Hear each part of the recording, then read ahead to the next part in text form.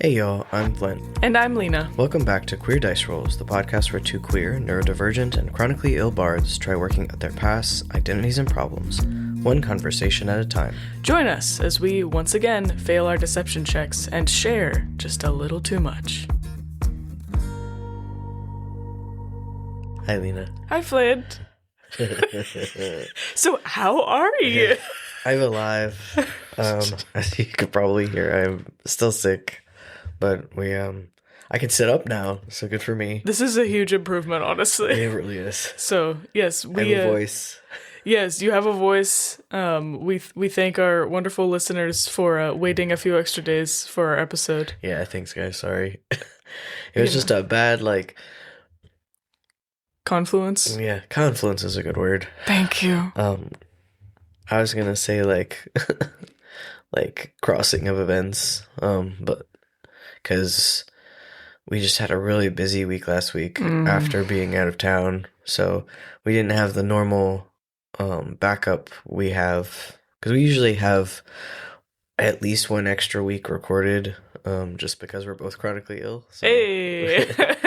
it's more likely than not that something will happen and one of us won't be able to record. So, but we just, we had a lot of fun family activities, and we did Terror Vault, which is probably where I got sick. Honestly, yeah. Oh my gosh. If anyone is in the, visit San Francisco during Halloween spooky time. Mm-hmm. It's amazing and put on by a production company owned by Peaches Christ, who's an amazing drag queen. Yeah, so it's a whole building. They do it every year. It's a whole production. It's actually it's a haunted house that's actually theater. Theater. It's great because it's at least an hour, if not an hour and a half, of you walking through this experience in a whole. It's literally a old building. It's a historic building in San Francisco. That it's called the Mint, I think. That they every year completely change the sets and the story and the theme, and there's just a whole bunch of actors and drag performers, and it's really, really cool interactive haunted house theater.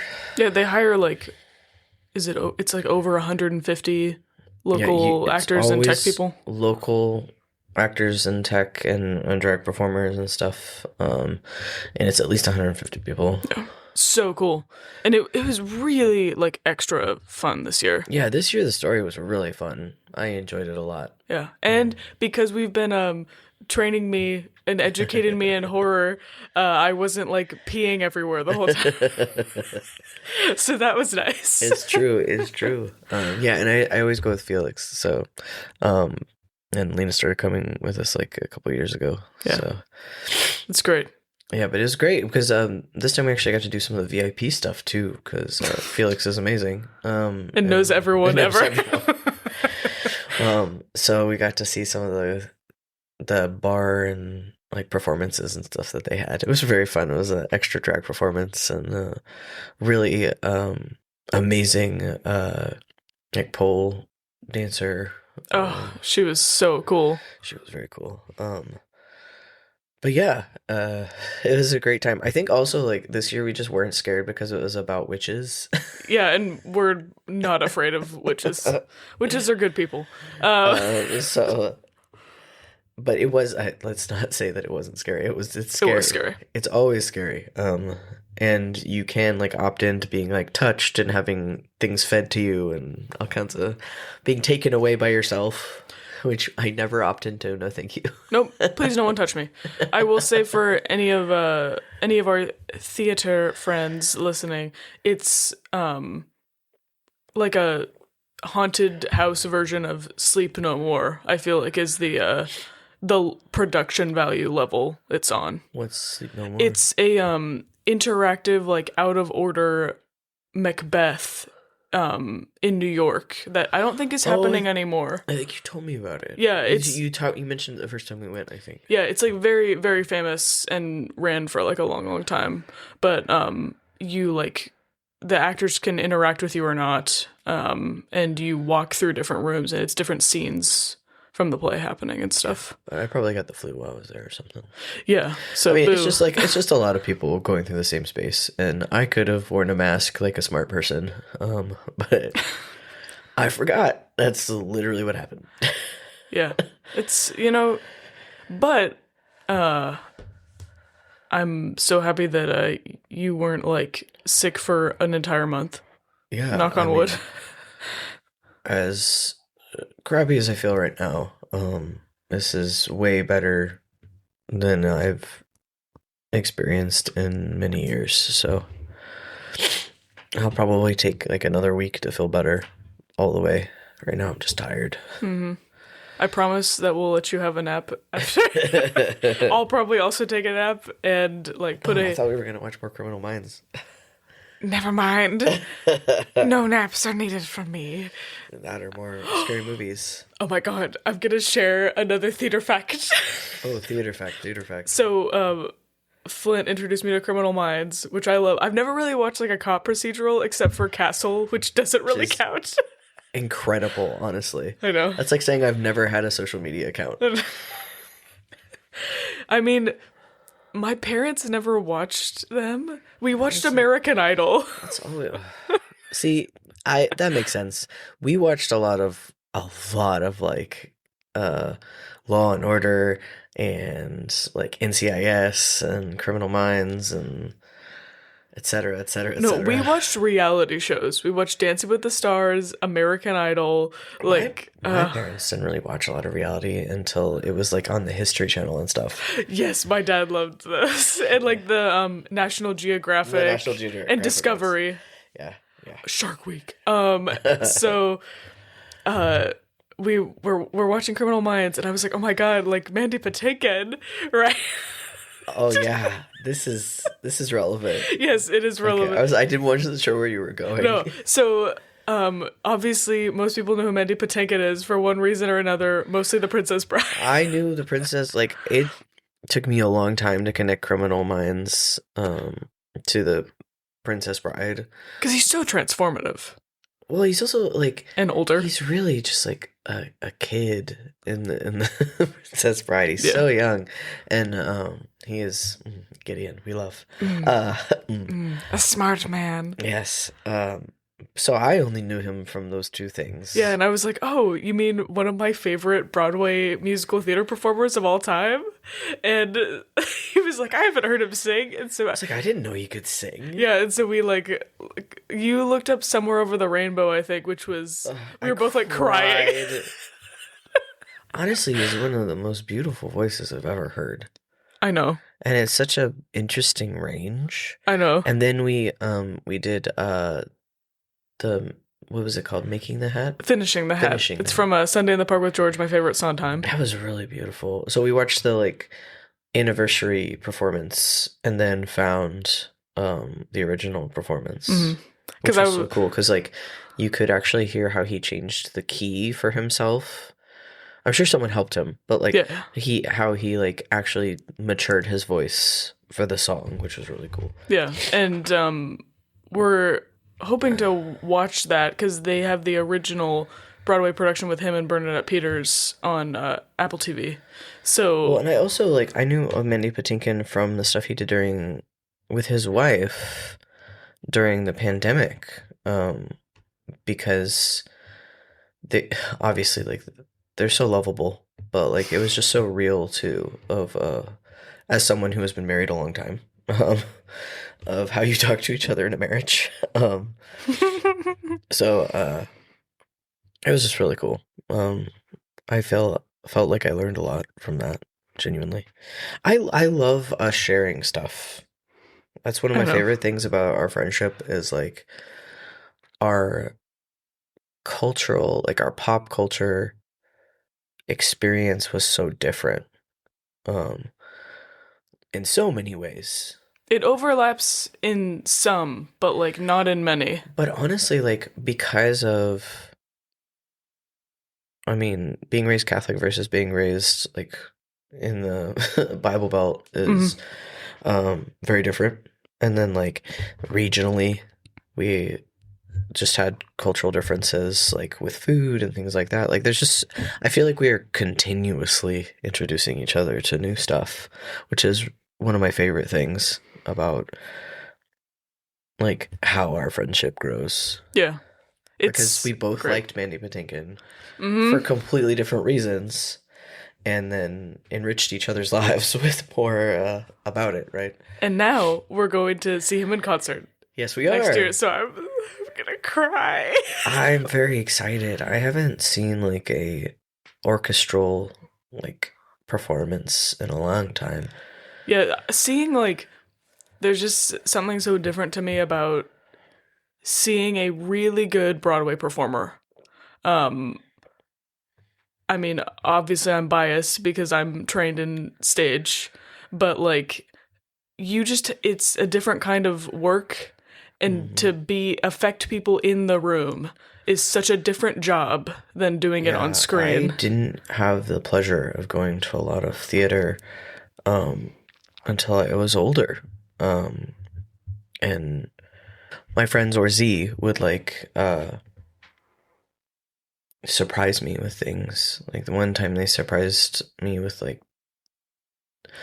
I genuinely remember like the first musical that we went to in Atlanta. Um and it was like Beauty and the Beast, I think. Great show. And then we did Lion King at some Oh, point. The Lion King's fantastic. But like I always had a fascination with it, but like I never went to the theater shows from my school and stuff. I didn't have time. Right, because you were doing sports and Well, all your other sports stuff. and church and Yep, and I was doing theater and church and right, and it was never. I performed a lot at church, mm-hmm. and I saw a lot of performances at church, but like I didn't get to do like theater stuff. So I've really been enjoying getting educated about all of that stuff. It's gonna be so good. We're gonna feel it in our bones. The vibration from his vibrato. I mean, it's just so interesting because like I was in band, so like I did those performances. I was in choir, like so, and I have always loved the feeling of being. There's something really powerful about sharing an emotion with a bunch of people at the same time. Hmm. That is not an experience we get as much anymore because like we don't. I mean, theaters don't really get full as much anymore. Oh God, no. Like even when we went to go see Tron the other day, like it wasn't as full as you would think, right? Yeah, it really depends, but I know like Broadway, obviously for the past 2 years, has been having lots of problems with tickets and things like that. Even Oh, that's sad. oh yeah, especially since the pandemic. But that's why like a lot of performers I know now do one night only things, or supply and demand, right? Well, I think that's part of why I really love Terravolt, to bring it back to why I'm sick. We've talked about some really great things, honestly. Well, like I love appreciating people who are good at doing what they do. It's one of my favorite things is just seeing a person who's really good at what they can do, right? I don't care what it is. Yeah. Like it's just and that's like a couple hundred people who are just really good at it. And you get to experience it with these strangers and like you bond over this like it's almost like this like a D&D one shot of like Yeah. you bond over this random things. Like we made friends in a way with the people in our group that we didn't know because like you're looking to each other for safety and all of that jazz. Yeah, it's like a safe form of trauma bonding. Wow. That's all theater is. Safe form of trauma bonding. It's shared experience. Right? Yeah, so we can't say shared experience anymore. We have to say safe form of trauma bonding. TM. TB. Anyway, we before I lose my ability to focus any more than I already have, we should probably talk about the episode. Yeah. Yeah, and we surprise surprise don't have any corrections this week, not because we're perfect. No. We had to re-record last week because we sounded like we were mad at each other, I think. Yeah, and we weren't. We weren't. But we, sometimes I know for me with my neurodivergence, and it was a comment I would get a lot in acting classes, that I don't vary my vocal range very much, so I can sound flat or disinterested, whatever it is. Yeah, and I know that sometimes when I'm really excited about something or passionate about something, I can sound exasperated. So we we needed to re-record it just so that because we didn't want to sound mad. Yeah. So we just incorporated the corrections that Bartis gave us because there weren't actually very many. So and they were mostly technical. So we incorporated them instead of doing a new segment. So yeah, you'll get to hear corrections from us next week. And that is I think the only time we've ever re-recorded anything. Yeah, except for the time that we had that technical problem that we had to re-record episode 3 times. That's I wasn't thinking of that one because that one was we just didn't have a recording. Yeah, we didn't. There was some technical issues. So it wasn't a choice. It wasn't a choice. This was the first time that we opted to re-record because we send stuff to Bartis early so that we can get some of the corrections and so that we can talk about stuff if we need to and all that jazz. But sorry.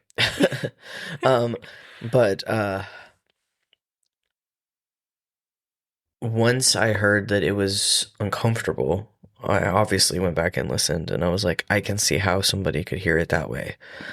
And the last thing we want is to make people uncomfortable. So no, we don't need that. Yeah, we want to record what it's like to be ill and queer and neurodivergent and all of that stuff, but there's also a level of learning curve for both of us of not being able to see our expressions. Yep. And how that conveys, because most of the time we are genuinely just really happy to talk to each other, and I think we were just tired and really intensely into the discussion we were having. Yeah, because it was a good discussion we hadn't really had before, even off also, mic. It feeds back into me still adjusting to having a deeper voice and not knowing how things sound and choosing how I would like to present myself to the world. So anyway, that's why we don't have any corrections this week. But you get to hear your fun little music and then we'll get into the episode. Are we going to do the music? I don't know. We don't have to. We can just continue and not put it in. But then we don't get to say and we're back. We could pretend, I guess. All right, let's go. All right, pick up. And we're back. We're back. That was the silliest thing we've ever done. Yeah, I think we should keep it in. So, welcome back. We've exited the dungeon. Okay. No more dungeons. Yes, we left the dungeon and drama. Yeah. So the first thing that we did, I think,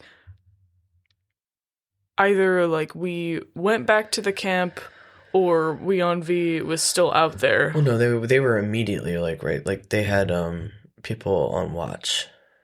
Ah, okay, that makes a lot more sense. Because they were super close. Yeah, they were close by. So we got out, and the first thing that we did was have we on V send a message to the Dawn Warrior because she had the message spell, or sending rather. Sorry. Yeah, because I did not have it.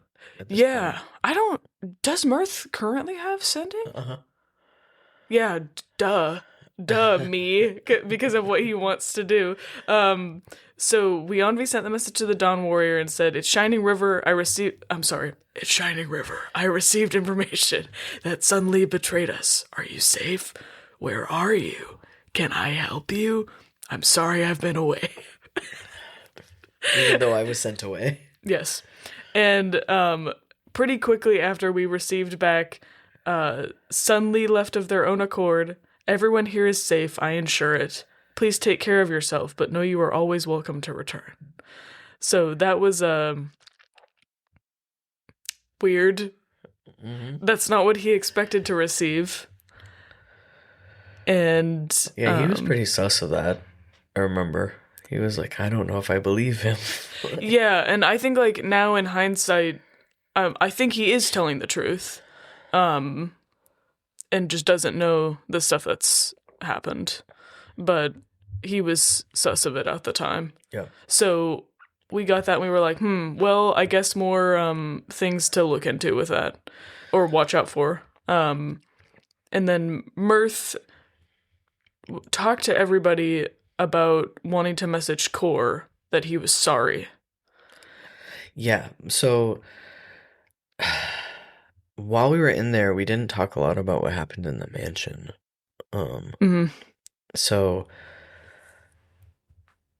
I definitely want to do like a little bit more of like, maybe we can do like a highlight or something during one of the episodes to catch everybody up on what has happened with Thaz and Mirth. I think that would be really fun. In the mansion and off screen, so to speak. But their relationship actually like changed a lot, and they like are officially together, and but Mirth also remembered a lot of things because of like trying to remember and rolling on it basically every day before he goes to bed.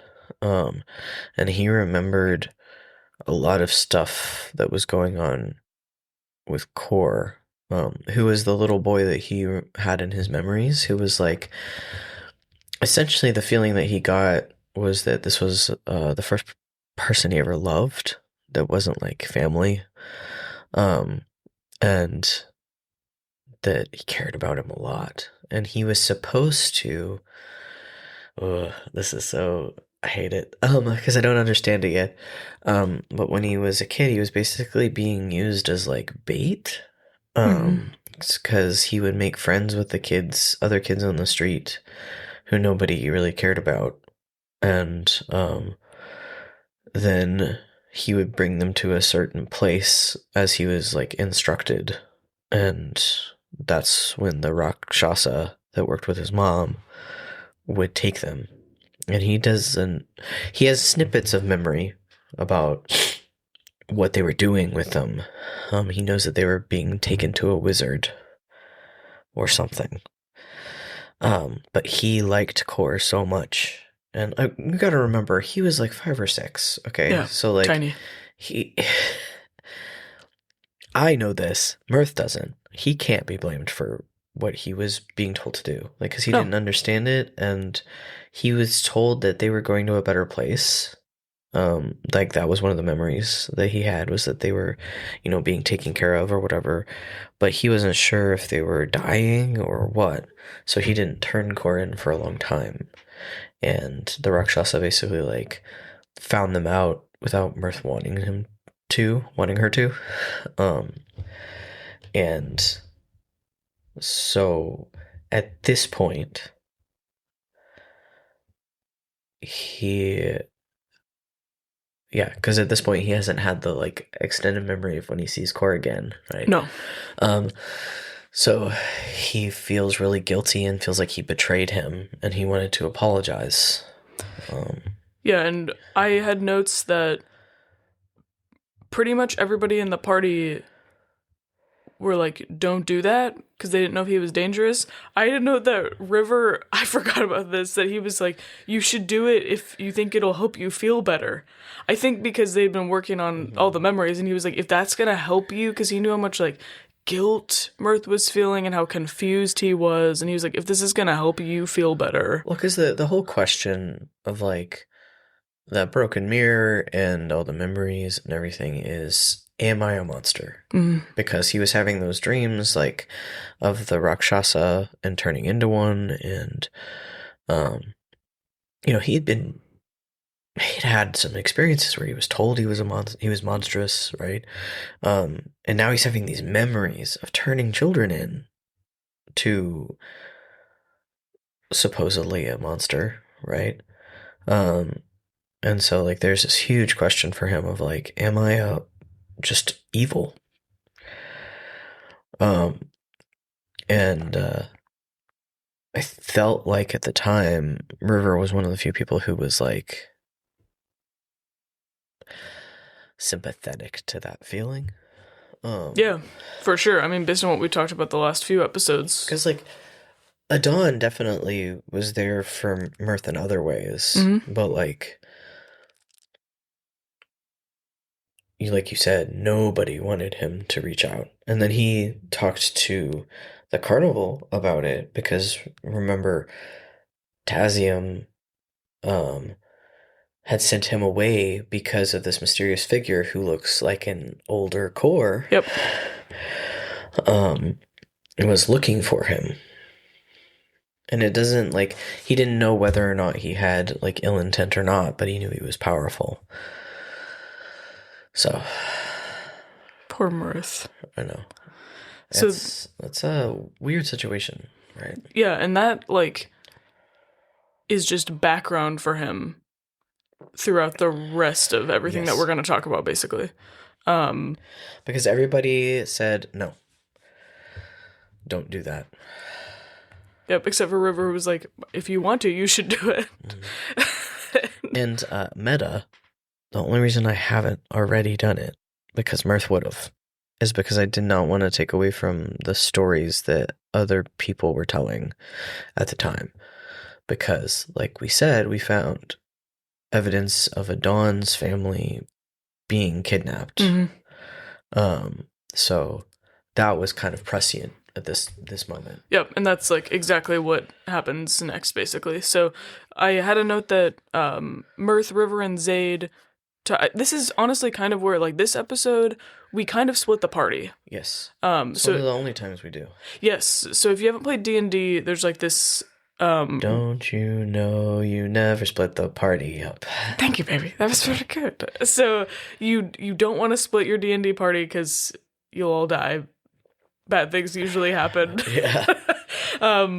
But we split the party for this episode, and honestly, I think it goes okay. But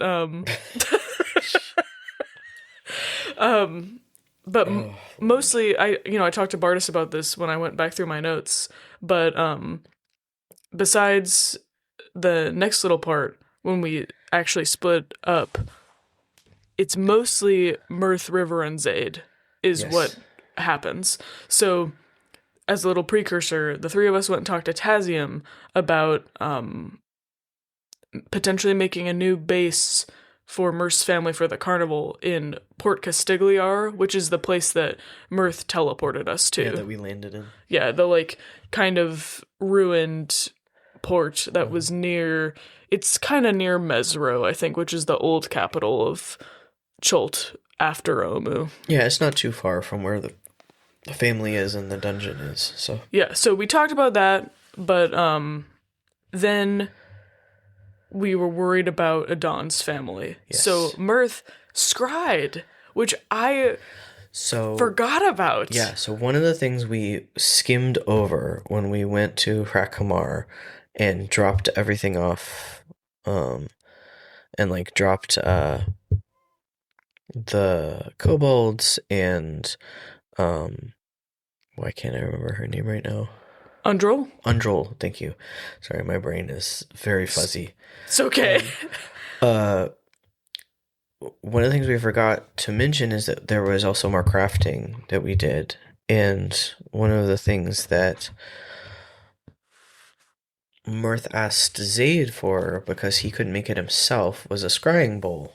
Yeah, because you have to have like, it's like a bowl made of some nice metal like gold, and it has to have a certain And it has amount to, of gems, right? yeah.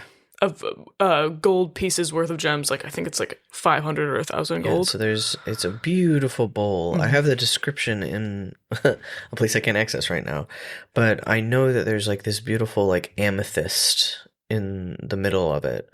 But essentially, Zaid made that for him. Yes. Thank you, Zaid. Thank you, Um, Zaid. uh, So nice. but what was with it was with Mirth's cut of stuff. I know. Um, but he knew that they needed to be able to see. He actually had it made because he wanted to scry on core. Dun dun. Dun dun.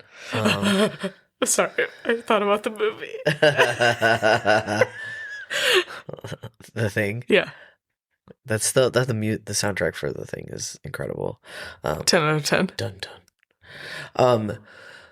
So yeah, that's where the scrying bowl came from, in case everybody's wondering. Yeah. So thank you, because I forgot about that too. When I had this note, I was like, oh yeah, Mirth could scry. I totally forgot that you took that spell. Because one of the things that like we could be really inventive with our spells, but one of the things I liked is that Bartis was like, you do need the components. Yes, if it was like if it was over 100 gold pieces, you have to have the specific component. And like Mansion, you had to fucking search for those components. I did. I remember the strug. It was struggle. And I feel that in my future as a bard. Uh-huh. So Mirth has Scrying Bowl, and we were I think like Adon gave you a description of Alara so that you could try and, or like some article of hers maybe, I'm not sure. Yeah, so I tried to scry on her. I think you just need to know the person's name. Oh really? Yeah. You're probably right. I don't have this spell. So you saw a huge spire, like a tall tower, in a ruined city with a bunch of Terra folk flying around. And so we essentially, I don't know if River remembered because he's from Chult, or if Kayleen did a history check, I don't know, but we figured out that they were at a place called the Firefinger, which is just a place of interest in the jungle. There are lots of towers across Chult that you would light fires on top of to signal trade and other things across the continent. Yeah. Kind of like in Lord of the Rings, right? Yeah. When they light all the fires. So we figured out that they were... Yes, the beacons. So we figured out that they were captured there and made a really fucking cool plan about how to get there. Okay, I think that was your idea. Yes. We're finally going to use some magic items. So exciting. So we've been getting hella treasure up in here. Yes. From all the dungeons we've been doing and the hordes, like we've killed a dragon, we've killed 2 dragons, we've defeated a dungeon, we've gone through most of another dungeon, like we have a bunch of magic items. And one of them that we've gotten is called a gate cube. And if you've never had a gate cube, you should get you one. So a gate cube is one of the okay, so let's talk about what it does. I have the description if we need it. Go ahead and read the description. This is from Bartis. So, it's a cube that has 6 sides. Each side goes to a different plane, and generally only has 1 to 3 charges each day to expend on opening gates or plane shifting. The gate spell, that's basically like within it 6 different sides, limits where you can go. So you conjure a portal linking an unoccupied space you can see within range to a precise location on a different plane of existence. Okay, so that's key. So one of the things about GateCube that a lot of people don't really like it is because you can't travel on your plane to a different place. You have to be somewhere else. So it's really useful at like much higher levels when you would be like plane shifting and like going into the Fey realm or whatever, and you need to get home because there's always a material plane gate. Yes. And I will say in the description of this, the cube and the spell, another very important thing about it is when you cast it, you have to speak the true name of a specific creature. I was going to get there. Okay. But sorry. Which is the other thing that makes it very limiting. But one of the things that Mirth had been doing when trying to figure out who he is, and in like saying, using the power word stun, is working on true names. Mm-hmm. And he had started hearing true names because of how he resonates with things. And so he knows his own true name, which is not actually words, which is very interesting. It's a 3-note chord. Yeah, I have the note of either this episode or next one about when specifically that happens. But yeah, it's a chord. It's so pretty. Because he started exploring all of that. But so you can see how there's like a bunch of things in our way in being able to use this. So Mirth had an idea that technically his mansion is a different plane of existence from the material realm. It is a pocket dimension. So what if we cast mansion, go into it, use the gate to open to the material plane where they are, pull them through, and then we don't have to like leave them there for an extended period of time. That was the idea. And guess what? It worked. So Bartis said what made this rescue so clever was what you just said. Like, it would only work if you weren't on the prime material. So we used the mansion instead, and also skipped the entire climb up the fire finger and all the NPCs that would have been in our way. And they said they were very impressed and proud. So the problem with the plan was, what were their true names? So basically what Mirth had Adon do is say their names, and listened, and I had to roll because of how she felt about them, their true name would ring in it, was the idea. And so Mirth had to listen, and I rolled really, really well, and I got one of their names. Yes, you got Saren's name. Yeah. And so the gate essentially opened up right in front of her, and this is Adon and Alara's daughter, and she got pulled through the gate immediately. So we like had her right away. And wasn't she like Alara like down the hall? Yeah, so Adon saw her and yelled out, of course. And so a bunch of the Terra folk were like, what? And so I think before had been like, okay, if they're not together, River go and run in, essentially. Yeah. So I don't think we could see Alara. Adon may have been able to because her perception's so good, but it was a little windy in there. Yeah. So there was a captured Aarakocra straight ahead, and Mirth sent him a message and said, we're here to save you, but he was guarded and bound and stuff, and the Terra folk were like, intruders, they've come for the monastery's prize, which we were like, who that? I think it was him.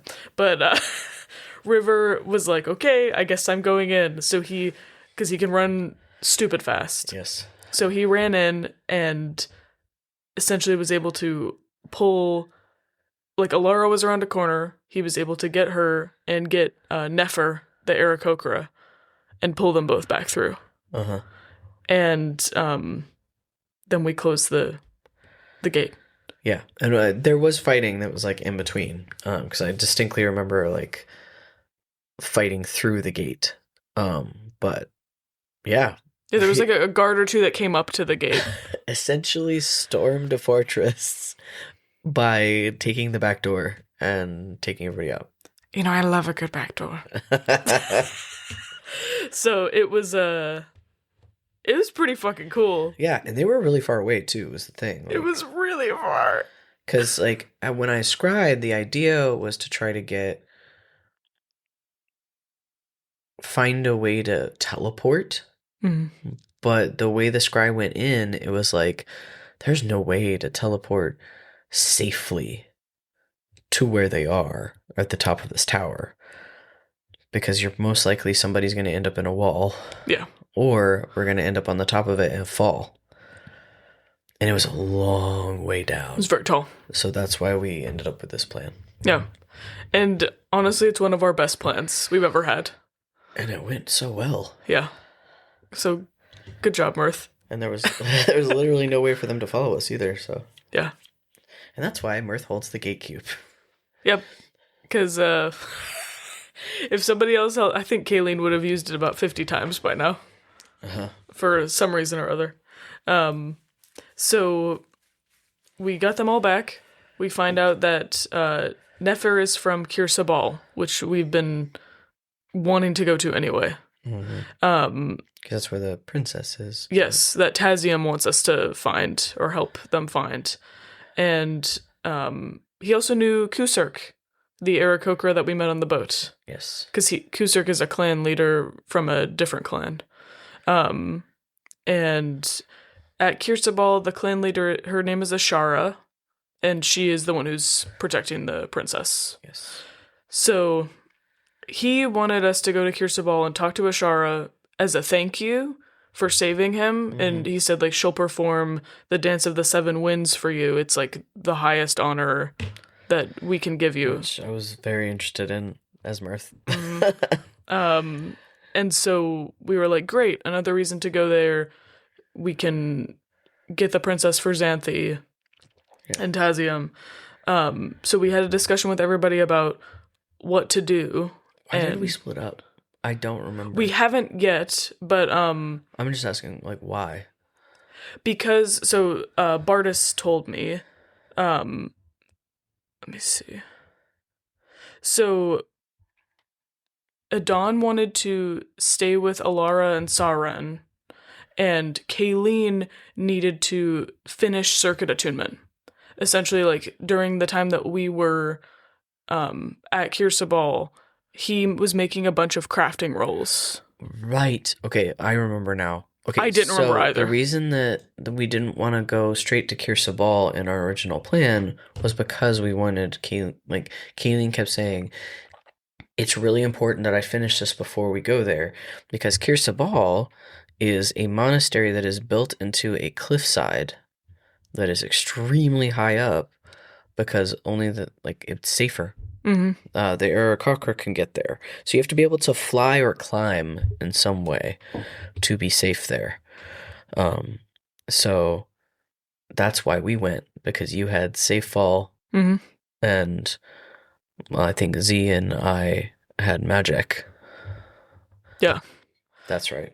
Yeah, you're right. So that's it was a decent reason to split up, but Kayleen finished his circuit attunement while we were gone. Uh-huh. And then was in an episode or two we'll be able to talk about what he crafted. Yeah. But I remember he rolled pretty great to finish that while we were gone. We can ask Buck if he has notes about that. Mm-hmm. But our new plan was, okay, the three of us will take Nefer back to Kirsabal, and because I was going to go alone, but then you guys didn't want me to go alone. Yeah, because we didn't, because you were like, I can talk to the princess. Because I don't think at this point that I could go back and forth yet. You didn't have enough 7th levels. No, I only had a 7th level slot. I didn't have multiples or an 8th or something. Yeah, and because you didn't have sending, I think we were like, we don't want you to go by yourself in case something happens. And then Adon and Kayleen stayed with Alara, Saren, and the Carnival. Mm-hmm. And I believe they were And Thaz stayed behind. Yes, and they were up on that bluff, if I remember correctly. So they weren't incredibly far away. but No, they weren't. They weren't up on the bluff yet. oh, they weren't. Oh, I got that wrong. They were far away. They were with the they were just with the carnival where we met with them before. Near Port Castigliar. Yeah. And then Taziam was like, "Great, you get the princess. I'll take her back to Xanthi once that happens, and then we'll go from there, essentially." Yep. So you teleported us, and we had a guarantee of success because Nefer had like Items from there. Yeah. I just remember landing there. I had a little. I don't remember why this was in my notes where it was. I think we might have leveled, but I had in my notes that like you learned Earthquake. I did. And I think that was my first 8th level spell or something. Yeah, because it was a magical secrets level. And because I was like, Bardis, why does Mirth have Earthquake? I don't remember this. And so he sent me all the stuff about how bards get you can pick spells from any list at certain levels. I picked Earthquake because of an enemy that we fought that had Earthquake. Do you remember which enemy it was? It was one of just in the dungeons. I don't remember whomst. Very cool spell. Extremely powerful spell. Yep. So we teleported successfully, and we could actually see the top of the fire finger through the tree line from where we were, because it was so high up you could see super far. And we could see a boiling lake to the south. Yes. That's in a place called the Nessie Wastes, which is the remnants of Rasnasi's home, where he used to live on the backs of 4 undead turtles. And it became a poison marsh. Yep. So, fun fact. It'd be fun to go there. I think so, too. Probably some interesting enemies. Well, and because, like, since we know a little bit more about him now, I feel like it would be cool. So we got to travel up the whole side of the cliff, essentially. Yeah, so, like, when we landed on, like, a bridge or something. All safely, but it was, like, switchbacks almost. All the way up. All the way up. It was very high up. Yeah, it was a lot of walking.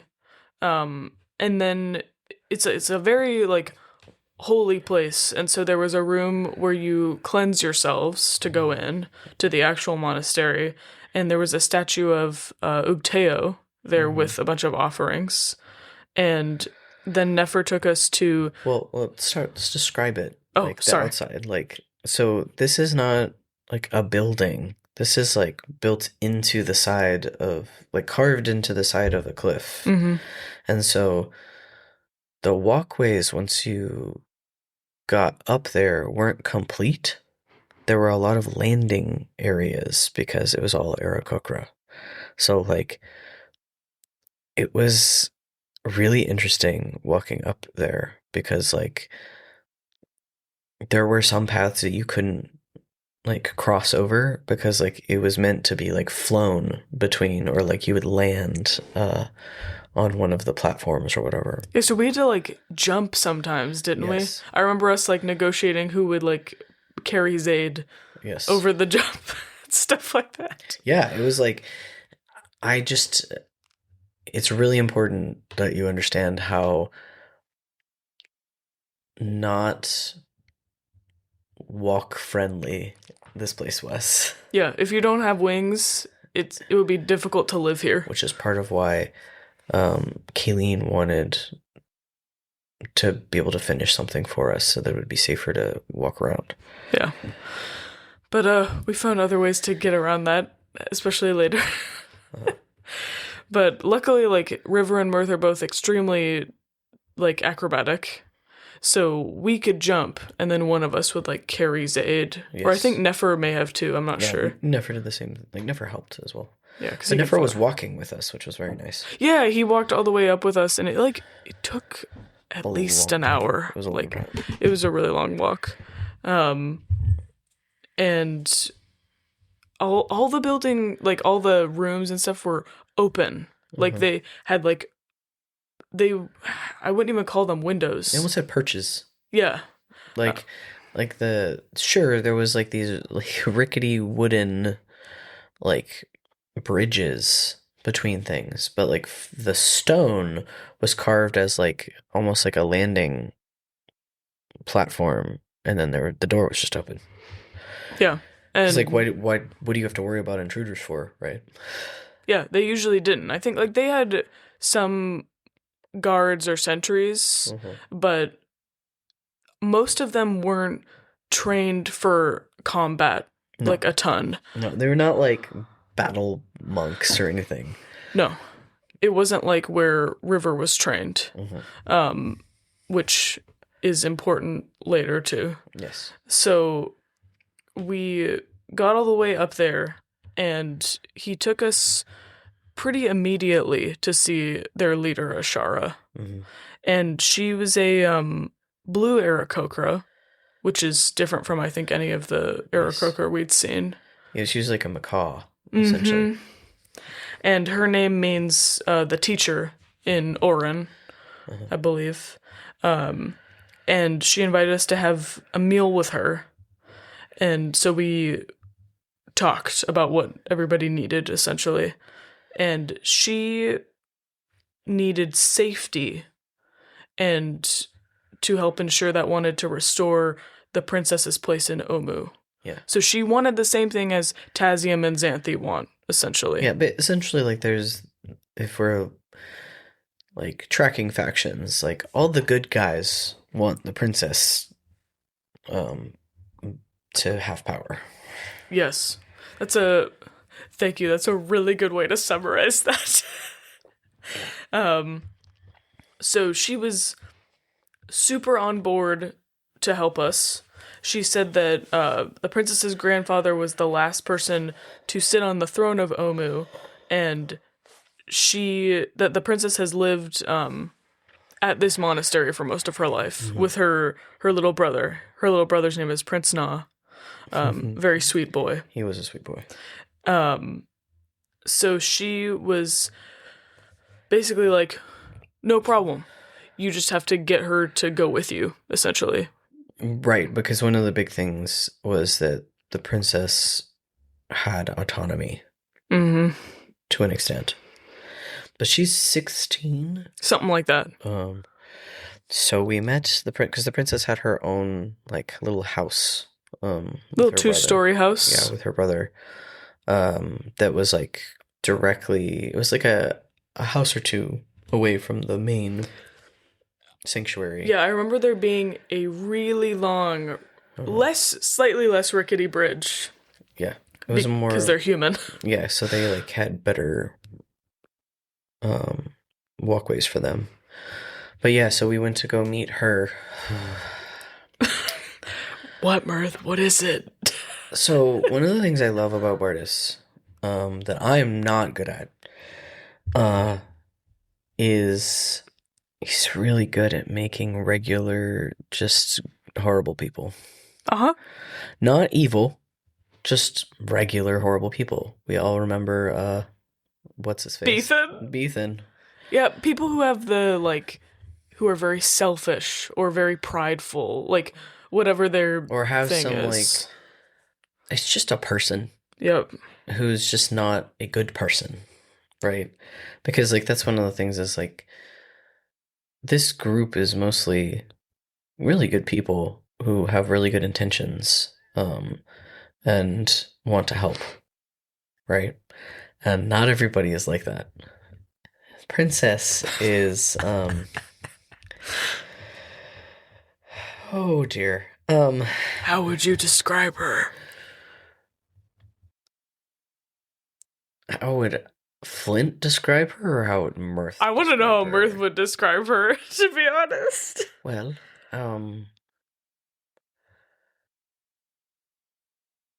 she sure is stubborn. And has some very strong opinions. And she's got quite a force of will. That's all I have to say about that. And how would Flynt describe her? What a fucking brat. Holy shenanigans, you guys. Holy shenanigans, This Batman. young woman has been told her whole life she is like the most important person in the continent. And she knows it. And she knows it. She's been told to her face. And she thinks everyone is her subject. And everyone should want to serve and worship her. And thinks she knows everything. I mean, like, it's just a very typical teenager, like, level of, like, you don't know what you're talking about, old man, right?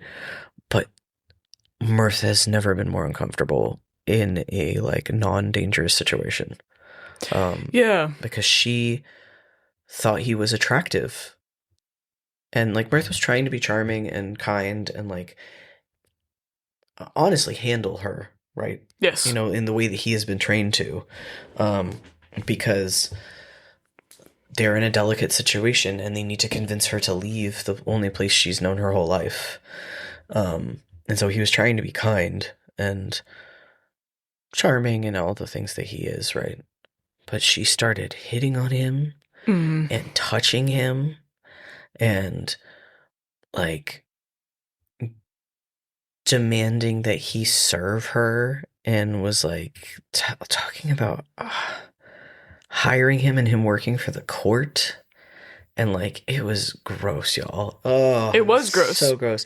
And, like, Mirth was just like, you were a child. Like, but I can't tell you that. Because anytime anybody in the conversation, like, drifted towards insinuating that she was a child, she got pissed. And so it was... Yeah, I think, like, Zayd and River insinuated a few times that she was a child or whatever, like, that Zayd said it right off. Yeah, he did. That she, like, needed protection or whatever it was. And then you would, like, backtrack the conversation a bunch, essentially. And... because she would get mad and she would dig in and she'd be like, you don't know what you're talking about. Leave me. Like, you know. Oh, what a brat. Yeah, so Mirth worked on that for a really long time, honestly. It was a whole day. Yeah, it was too much. Like, at the end of it, he was like, please help me. Like, I can't do this anymore. And you got to play with a cute kid. F you, man. I'm sorry. I thought that if he wanted to come with us too, guess what? Make it easier. It didn't work. None of it worked. None of anything that any of us did worked. Yeah, she had an idea of what needed to happen in her head. Yeah. And if we did anything other than that, she wasn't going for it. No. It sucked. So okay, what were her demands? Do you have them written down? Yeah. Okay. So sorry, y'all. Also, I will say, River did find out that Prince Na likes plants. Had a lot of drawings and diagrams of plants, and he also said that River looked like Upteo, which was a point of interest. So cute. Hey, just trying to make this kid. I know. I fondly remember you interacting with the little kid. It was so sweet. So, oh, she was awful. I wrote down Mirth is working all that charisma to try and speak to this teen. So she said, it sounds like Xanthi is ready to support me. But she was like, but I want a family artifact, a chalice that's in a palace in Omu. And after you get that for me, then I can assert my authority on Xanthi's behalf. Yeah. So she didn't even want to go where we wanted her to go. She just wanted to go straight to the main city. Yeah, and she was like, you have to go get this chalice, bring it back to me, and then you can escort me there, essentially. Then you can have the honor of escorting me there. And she essentially was like, God, I can't remember what the title was, but she was saying that Mirth belonged to her now. The Mirth was like her guard or something. Yeah, we were like, It was, but she was not having it. it was, yeah, it was rough. Triggerama. That was rough because like she legit treated Mirth like she owned him. Like property. Like property. It was horrible. Like, we were all very uncomfortable. And Yeah. essentially, like, had that conversation with her, took many, many hours. And then we went to have dinner with Ashara to kind of regroup. And she didn't want to come that day. Her and her brother, like, stayed over there. Yeah, and so that was like the first reprieve that Mirth had gotten from it, and he was like, Shara was so sweet. She was basically like, "You okay there, buddy?" Yeah, she was, honestly, she's one of my favorite NPCs I think that we met. Yeah. She was a really cool character and, like, was so... Very wise and sweet. And so, like, just loving of people. Yes. She reminded me a lot of Mirth. She cared about people. Yeah. She just went about it in a very different way than Mirth does because she has a different skill set. But I remember in the conversation, she acknowledged that they did the best that they could. But like that's when we basically found out that like, as much as Ashara had tried to like prevent it, people had spent the princess's whole life telling her how important she was. And she was like, I tried to get people to not do that, but she is not tempered with humility, essentially. Mm-hmm. So we talked to her about what had happened and came up with a new plan.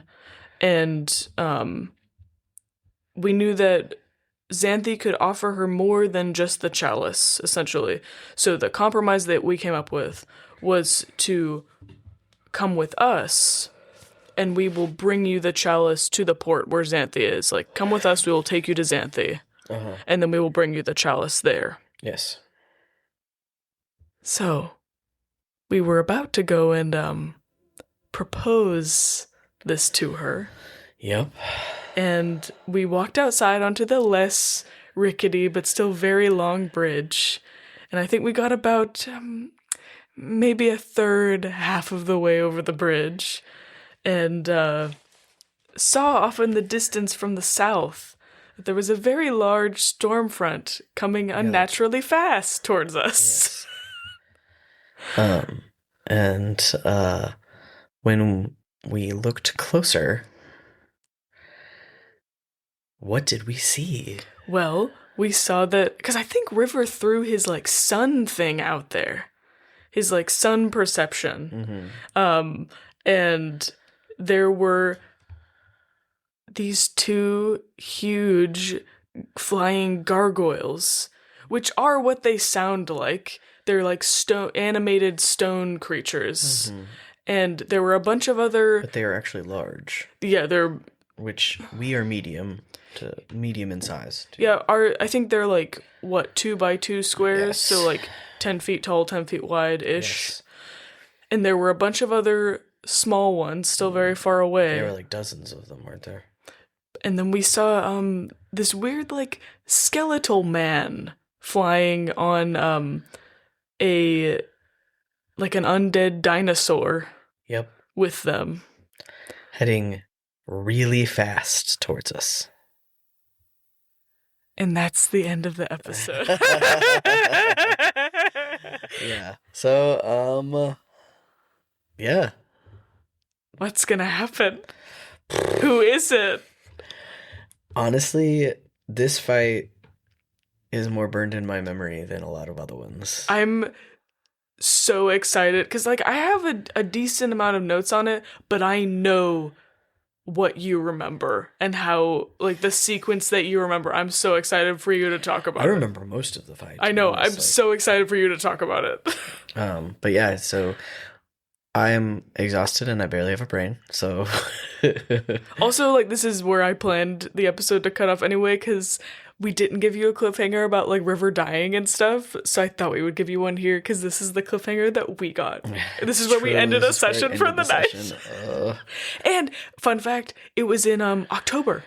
This session was in October, 3 years ago. Oh, also fun thing.